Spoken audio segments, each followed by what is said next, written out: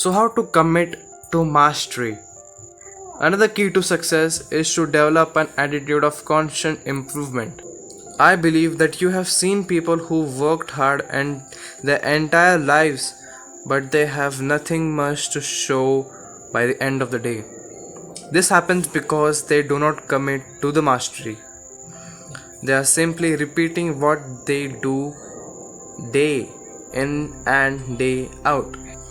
In order to produce amazing results and position yourself as an expert in your industry, you need to master this skill and become the best in what you do.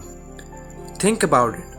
If you love jogging and you have been jogging for the past 2 decades, does that make you a professional athlete and are able to compete at the Olympic level? The answer is no. Have you seen people who have worked in the same job or industry for years, but they are doing now here? This is because they think that all they need to do is to work hard, but little did they know that working hard alone is not going to get them anywhere unless they commit to mastery. Well, highly successful people are always looking for ways to improve, to do things better, and to receive more results by putting in less or similar efforts. You can say that they are lazy, but this is the only way to achieve more, provided that we all have only the same 24 hours a day. Take a professional athlete like Usain Bolt as an example.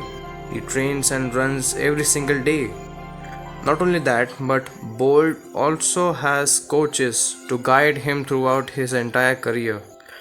When he trains, he and his coaches measure not just the time he finishes and runs, but also many other metrics such as his heartbeat rate, blood pressure, his breathing, his focus, and much more. This is what separates extraordinary people from the ordinary. The extraordinary commit to mastery and they gauge the measure every single thing in order to do better and get better results. On the other hand, ordinary people just do ordinary things. So make it your attitude to seek improvement and commit to mastery.